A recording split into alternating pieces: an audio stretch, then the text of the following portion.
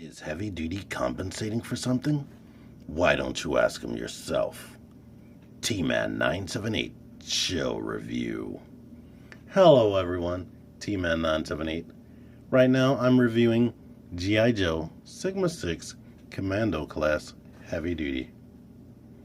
Heavy Duty arrived around 2005, 2006, I can't remember offhand. I believe it was 2005.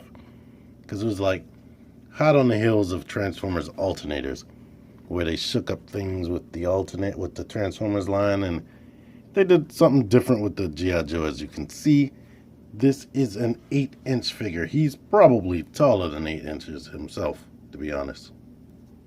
He came in some of the most expensive retail packaging I've seen to date, and this thing was $15.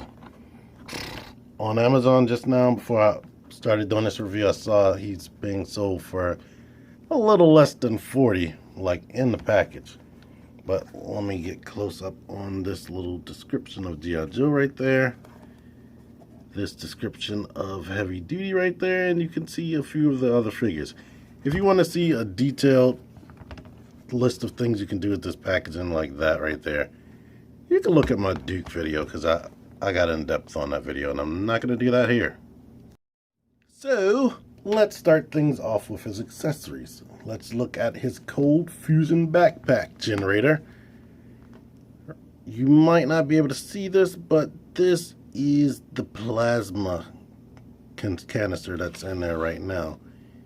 Like you can see, it says plasma in there. What you can do is open this up, pull this out, and now it says empty. But when you put it in there, he's able to shoot plasma if you use your imagination.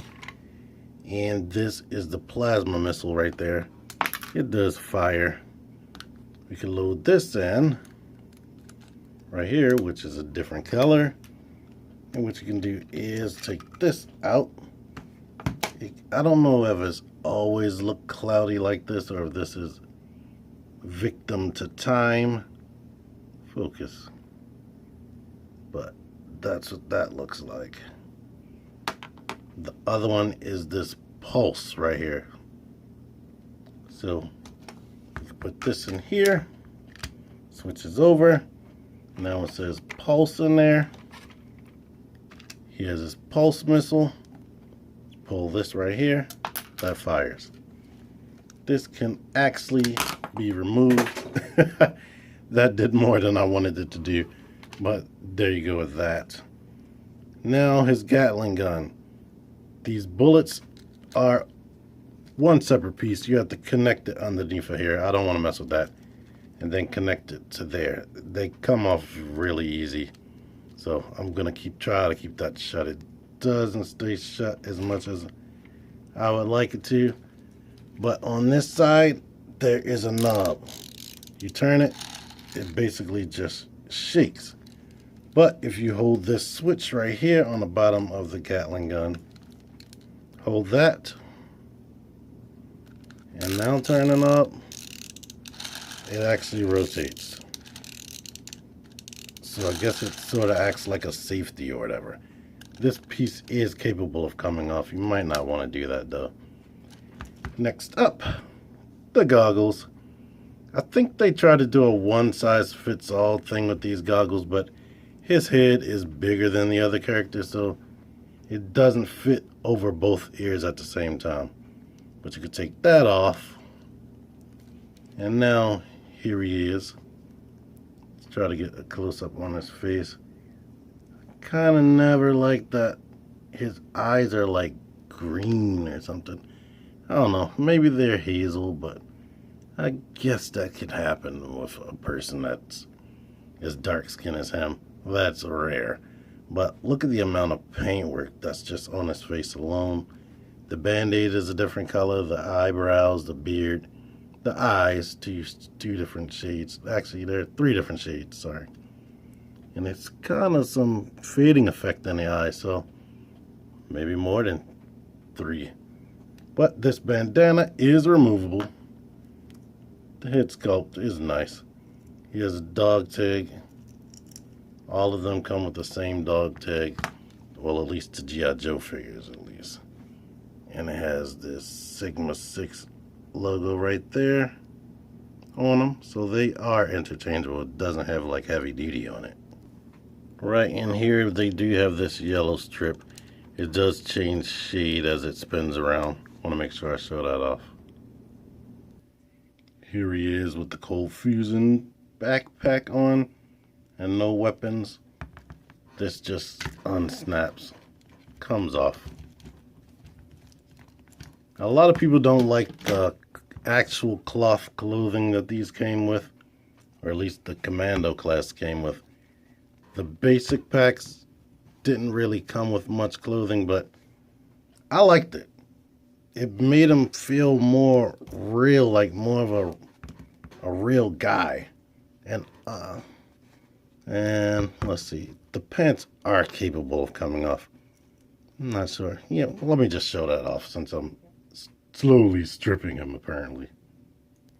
The belt actually does fasten right there. And he does have one button right here. There are some buckles down here around the ankles as well. So if you don't want him with the cloth pants on, this is basically what you're going to be working with. So without those pants on, he pretty much fits right in line with all the smaller figures. And Tunnel Rat here, who is significantly shorter. Let me stand him up straight. Tunnel Rat is a basic figure, but his legs don't look too bad. I remember them looking very bony, but he is beefed out. Nobody was as big as him on the show. Well, not on the show. Like, as far as the toys, nobody else had this body.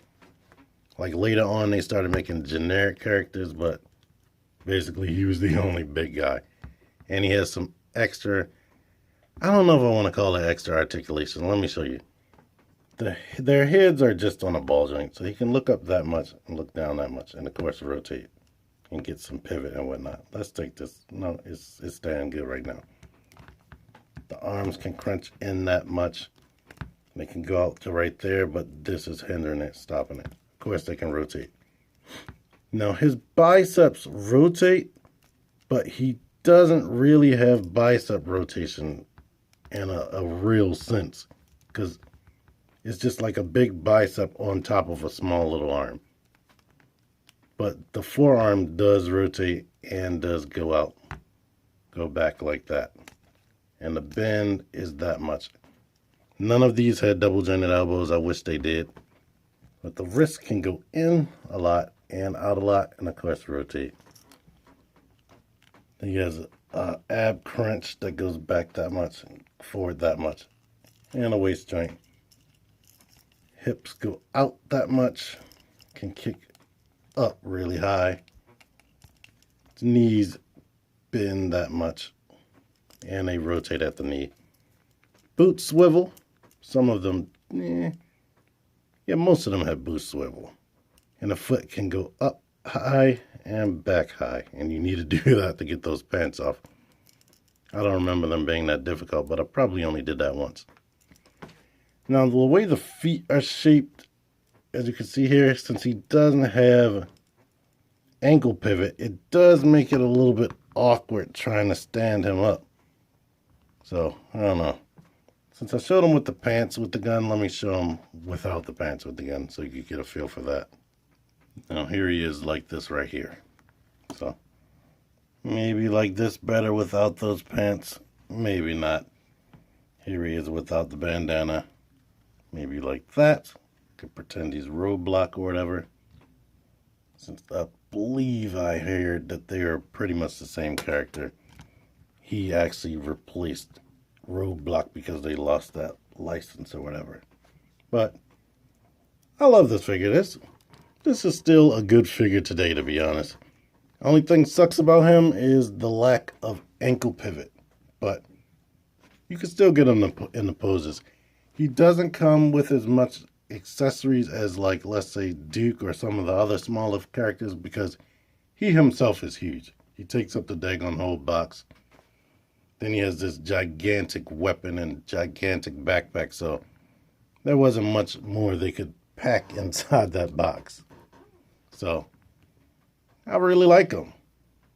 And if you are a fan of G.I. Joe, these figures, they look awesome. They're kind of stylized to go with the anime look of the cartoon, but they're really excellent figures.